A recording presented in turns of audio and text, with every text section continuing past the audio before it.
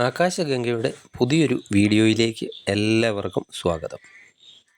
2025 പല പ്രധാന ഗ്രഹങ്ങൾക്കും രാശിമാറ്റമൊക്കെ സംഭവിക്കുന്നുണ്ട്. മാർച്ച് 29 ശനി രാശി മാറി. മെയ് 14 വ്യാഴവും രാശി മാറുന്നതാണ്. അതിനുശേഷം മെയ് മാസം 18 രാഹുകേതുക്കൾക്കും രാശിമാറ്റം സംഭവിക്കുന്നതാണ്. ഓരോ വ്യക്തികളുടെയും ജീവിതത്തിൽ ഗ്രഹങ്ങളുടെ ഈ രാശിമാറ്റങ്ങൾ പലതരത്തിൽ സ്വാധീനിക്കുന്നതാണ്. ജാതകത്തിൽ ഗ്രഹങ്ങളുടെ അവസ്ഥ, അതായത് ഗ്രഹങ്ങൾ സ്ഥിതി ചെയ്യുന്ന രാശിയുടെയൊക്കെ അടിസ്ഥാനത്തിലാണ് ഓരോ ഗ്രഹങ്ങളുടെയും ഫലദാനശേഷിയൊക്കെ നിശ്ചയിക്കപ്പെട്ടിരിക്കുന്നത്. ജാതകത്തിൽ നല്ല സ്ഥാനങ്ങളിലൊക്കെ ഇരിക്കുന്ന ഗ്രഹങ്ങൾ ചാരവശാൽ രാശിയൊക്കെ മാറുമ്പോൾ ദോഷസ്ഥാനത്തേക്കൊക്കെയാണ് രാശി മാറുന്നതെങ്കിലും വലിയ ദോഷങ്ങളൊന്നും ചെയ്യില്ല. മറിച്ച് ജാതകത്തിൽ ദോഷസ്ഥാനത്തൊക്കെ ഇരിക്കുന്ന ഗ്രഹങ്ങൾ ദോഷസ്ഥാനത്തേക്ക് തന്നെയാണ് രാശി മാറുന്നതെങ്കിൽ ദോഷ അനുഭവങ്ങൾ വർദ്ധിക്കുന്നതുമാണ്.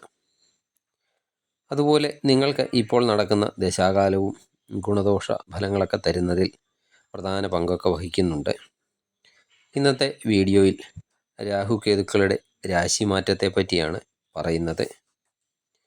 ശനി കഴിഞ്ഞാൽ ഏറ്റവും പതിയെ സഞ്ചരിക്കുന്ന ഗ്രഹങ്ങളാണ് രാഹുകേതുക്കൾ.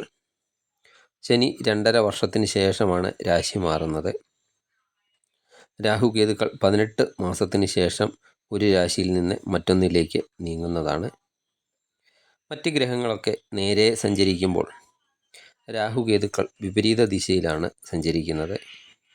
എപ്പോഴും ഒരു നേർരേഖയുടെ രണ്ടറ്റങ്ങളിലായി പരസ്പരം 180 ഡിഗ്രി വിട്ടാണ് രാഹുകേതുക്കൾ നിൽക്കുന്നത്.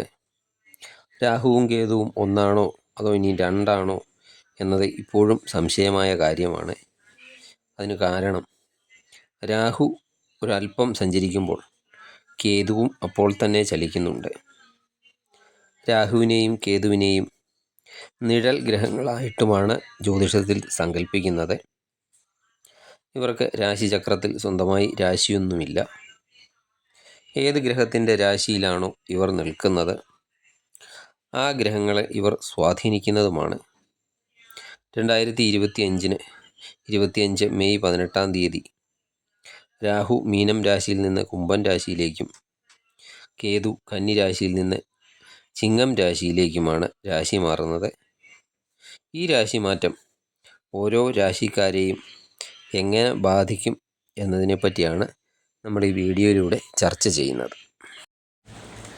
തുലാക്കൂറിൽ വരുന്ന ചിത്തിരയുടെ അവസാനത്തെ പകുതി ഭാഗം, ചോതി, വിശാഖത്തിൻ്റെ ആദ്യത്തെ 1/4 ഭാഗം വരുന്ന നക്ഷത്രക്കാർക്ക് രാഹു 6-ാം ഭാവത്തിൽ നിന്നും 5-ാം ഭാവത്തിലേക്കാണ് മാറുന്നത്.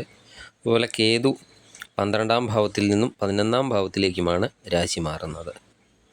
തുലാക്കൂറുകാർക്ക് ശനി ഇപ്പോൾ 6-ാം ഭാവത്തിൽ അനുകൂലമായ ഭാവത്തിലൊക്കെ നിൽക്കുകയാണ്. വ്യാഴം അഷ്ടമത്തിലായിരുന്നു. ആ വ്യാഴം മെയ് 14 9-ാം ഭാവത്തിലേക്ക് അനുകൂലമായി മാറുകയാണ്. വ്യാഴത്തിൻ്റെയും ശനിയുടെയും ഒക്കെ രാശിമാറ്റത്തെ പറ്റിയുള്ള വീഡിയോ ഞാൻ ചാനലിൽ അപ്ലോഡൊക്കെ ചെയ്തിട്ടുണ്ട്. കാണാത്തവർ അതുകൂടി കാണേണ്ടതാണ്. ഈ വീഡിയോയിൽ രാഹുകേതു മാറ്റത്തിൻ്റെ ഫലങ്ങൾ മാത്രമാണ് പറയുന്നത്. ആദ്യം രാഹുവിൻ്റെ രാശിമാറ്റത്താലുള്ള ഫലങ്ങൾ നോക്കാം. കഴിഞ്ഞ വർഷം രാഹു 6-ാം ഭാവത്തിലായിരുന്നു. അത് ഗുണകരമായിരുന്നു. എങ്കിൽ ഇപ്പോൾ 5-ാം ഭാവത്തിലേക്കുള്ള രാശിമാറ്റം അത്ര ഒരു ഗുണകരമല്ല. നിങ്ങൾക്ക് പലവിധ ആശയക്കുഴപ്പങ്ങളുണ്ടാകും. എന്ത് കാര്യം ചെയ്താലും അതിനെല്ലാം ആശയക്കുഴപ്പങ്ങൾ ഉണ്ടാകാൻ ഇടയുള്ള സമയം എന്ന് തന്നെ പറയാം. ചിന്തകളൊക്കെ വർദ്ധിക്കുന്നതാണ്. പല കാര്യങ്ങൾക്കും ആവശ്യമില്ലാത്ത കാര്യങ്ങളൊക്കെ കൂട്ടിക്കുഴച്ച് ചിന്ത കൂട്ടുന്നതാണ്. അതുപോലെ ചിന്തിക്കുകയുള്ളൂ, പ്രവൃത്തി കുറയുന്നതുമാണ്. ചിലർക്ക് മാനസികമായിട്ടൊക്കെയുള്ള വേദനകൾ വർദ്ധിക്കുകയും തീരുമാനങ്ങളൊക്കെ എടുക്കാനുള്ള കഴിവുകളൊക്കെ നഷ്ടപ്പെടുകയും ഒക്കെ ചെയ്യുന്നതാണ്. അതുവഴി പല കാര്യങ്ങളിലും തെറ്റായ തീരുമാനങ്ങളൊക്കെ എടുക്കേണ്ടതായിട്ട് വരാം. അതുപോലെ നിങ്ങളുടെ കുട്ടികളോടുള്ള പെരുമാറ്റത്തിൽ സ്നേഹമൊക്കെ കുറയുന്ന സമയം കൂടിയാണ്.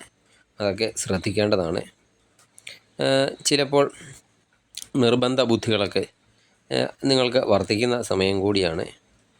അതുപോലെ കുട്ടികളുമായിട്ടുള്ള ബന്ധപ്പെട്ട വിഷയങ്ങളിലൊക്കെ കൂടുതൽ സങ്കടങ്ങളുണ്ടാകുന്ന സമയമാണ്. കുട്ടികളൊക്കെ വിദേശത്തൊക്കെ പോയി പഠിക്കുന്നവരാണെങ്കിൽ ആ അകൽച്ചയൊക്കെ വിഷമങ്ങൾ ഉണ്ടാക്കിയേക്കാം. അല്ലെങ്കിൽ ദൂരസ്ഥലങ്ങളിൽ പുതിയ കോഴ്സിനൊക്കെ ചേരുന്നവർക്ക് കുട്ടികളിൽ നിന്നൊക്കെ വിട്ടുമാറി നിൽക്കേണ്ടി വരുമ്പോഴുള്ള ബുദ്ധിമുട്ടുകളൊക്കെ ഉണ്ടായേക്കാം. പിന്നെ കുട്ടികളുടെ ആരോഗ്യ കാര്യത്തിലും ശ്രദ്ധ കൊടുക്കേണ്ട സമയമാണ്. അതുപോലെ സാമ്പത്തികമായ ചിലവുകളുടെ കാര്യത്തിലും ശ്രദ്ധ ഉണ്ടായാൽ നന്നായിരിക്കും. അനാവശ്യമായ വാങ്ങലുകളൊക്കെ നിങ്ങളുടെ സാമ്പത്തിക നിലയിലൊക്കെ കുറവ് വരുത്തുന്നതാണ്.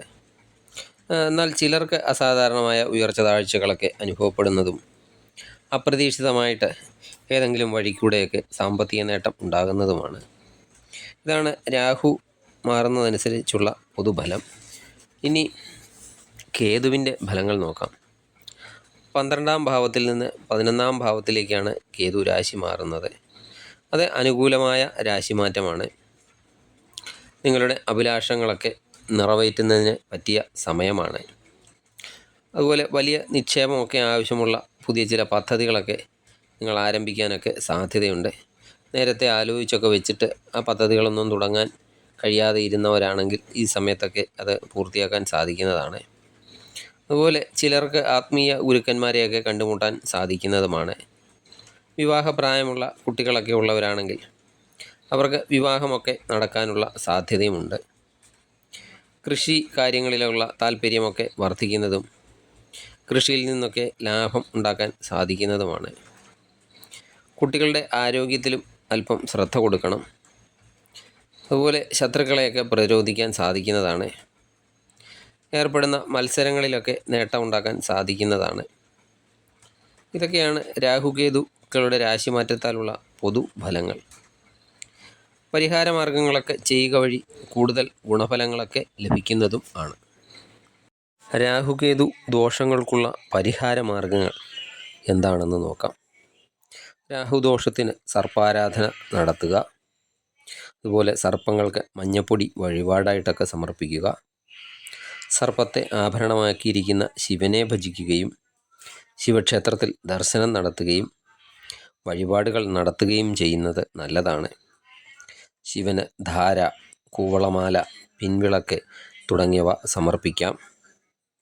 കേതുദോഷത്തിന് പരിഹാരമായി ഗണപതി ക്ഷേത്രത്തിൽ ദർശനം നടത്തുകയും നാളികേരം ഉടയ്ക്കുകയോ കർഗമാല ചാർത്തുകയോ ഗണപതി ഹോമം നടത്തുകയോ ഒക്കെ ചെയ്യാവുന്നതാണ്.